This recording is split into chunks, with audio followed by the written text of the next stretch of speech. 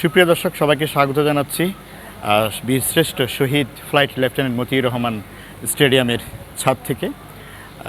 আজকে তৃতীয় দিন প্রায় শেষের দিকে এবং দুর্দান্ত একটা পারফরমেন্স আপনারা দেখেছেন বাংলাদেশের দল থেকে এই চট্টগ্রাম টেস্টের। আজকে আমরা মেহেদী হাসান মিরাজের দুর্দান্ত একটা শতক কিন্তু দেখেছি এবং আপনারাও দেখেছেন। সে সুবাদে অনেকটা চালকের আসনে বলা যায়, যদিও বিস্তারিত আজকে তৃতীয় দিন শেষে কি দাঁড়াচ্ছে রেজাল্ট বা কেমন হচ্ছে চট্টগ্রাম টেস্ট, এ বিষয়ে আপনাদের কাছে শোনাবেন এবং আমিও শুনব জাতীয় ধারাভাষ্যকার জামিলুর রহমান ভাইয়ের কাছ থেকে। চলে যাচ্ছি জামিলুর রহমান ভাইয়ের কাছে। আসসালামু আলাইকুম দর্শক, জামিলুর রহমান আপনাদের স্বাগত জানাচ্ছি। চট্টগ্রামে রয়েছি, সেকেন্ড টেস্টের খেলা চলছে আজকে তৃতীয় দিন। বাংলাদেশ প্রথম ইনিংস শেষ করলো 444 রানে। অসাধারণ দুটি সেঞ্চুরি দেখলাম সাদমান ইসলাম অনিকের, প্রথমে 120 রান, ক্যারিয়ারে দ্বিতীয় সেঞ্চুরি। পাশাপাশি মেহেদী হাসান মিরাজ তিনিও ক্যারিয়ারে দ্বিতীয় সেঞ্চুরি করলেন আজকে।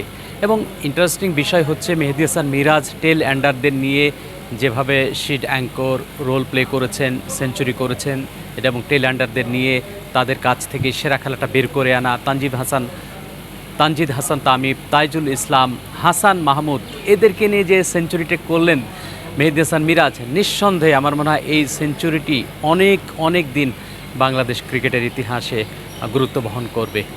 বিশেষ করে যখন প্রথম টেস্টে আমরা পরাজিত হয়েছিলাম অনেকটাই ব্যাটিং ব্যর্থতার কারণে, সেই জায়গা থেকে চট্টগ্রামে এসে প্রথম ইনিংসেই কিন্তু ব্যাটিং ব্যর্থতা ভুলিয়ে দিয়েছে আমাদের ব্যাটাররা। সাদমান ইসলাম, এনামুল হক, বিজয়, এরপরে মুমিনুল হক সৌরভ, মুশফিকুর রহিম রানে ফিরেছেন, 40 রান করেছেন। নাজমুল হোসেন শান্ত শুরুটা করেছিলেন ভালো, উইকেটে থিতু হয়েছিলেন, তিনি 23 রান করেছিলেন, তারপরেই আউট হয়ে গেছেন। এরপরে মেহেদী হাসান মিরাজ, তাইজুল ইসলাম গতকালকে বিকালেই তারা 7 উইকেট পতনের পর জুটিটা গড়েছিলেন। এরপরে আজকে সকাল থেকেই তারা খুবই পজিটিভলি ব্যাটিং করে 444 রান, অর্থাৎ 217 রানের লিড পেয়েছে বাংলাদেশ দল। জিম্বাবুয়ে দল এই প্রথম তাদের সেকেন্ড ইনিংসে 217 রান করতে হবে, তারপরে যতটা লিড নেয়। কিন্তু পরিস্থিতি বলছে ভিন্ন কথা, কারণ ম্যাচের লাগামটা, নিয়ন্ত্রণটা পুরোপুরি বাংলাদেশের গ্রিপে এখন রয়েছে। জিম্বাবুয়ে দল দ্বিতীয় ইনিংসে ব্যাট করতে নেমে টপ 3টি উইকেটের পতন ঘটেছে তাদের। তাইজুল ইসলাম 2টো উইকেট লাভ করেছেন, নাইম হাসান ডানহাতি অফ ব্রেক বোলার, তিনি 1টি উইকেট লাভ করেছেন। প্রথম ইনিংসে তো তাইজুল 6টি উইকেট লাভ করেছিলেন, এই ইনিংসে 2টি, নাইম 2টি এবং এই ইনিংসে 1টি উইকেট লাভ করেছেন। বিশেষ করে টপ অর্ডারের যে 3জন ব্যাটারকে আউট করেছে বাংলাদেশি বোলাররা, স্পিনাররা, তা কিন্তু দেখার মতো ছিল। এবং শঙ্কা যে আজকে তৃতীয় দিন ম্যাচটা শেষ হয়ে যায় কিনা, যদিও সেটা সম্ভাবনা খুবই কম, তবে আগামীকাল চতুর্থ দিন ম্যাচ শেষ হয়ে যাওয়ার একটা সম্ভাবনা রয়েছে, যদি না জিম্বাবুয়ান ব্যাটাররা তারা বড় ইনিংস না খেলে। যদি বড় ইনিংস খেলে তাহলে সেটি ভিন্ন কথা, কতটা লিড দিতে পারবে সেটাও কিন্তু দেখার বিষয়। তবে চতুর্থ দিনই শেষ হয়ে যাওয়ার সম্ভাবনা রয়েছে, পঞ্চম দিন গড়ানোর সম্ভাবনা খুবই কম, এবং সেটা যদি পঞ্চম দিনে গড়ায় তারপরেও কিন্তু ম্যাচের লাগামটা বাংলাদেশের পক্ষেই থাকছে।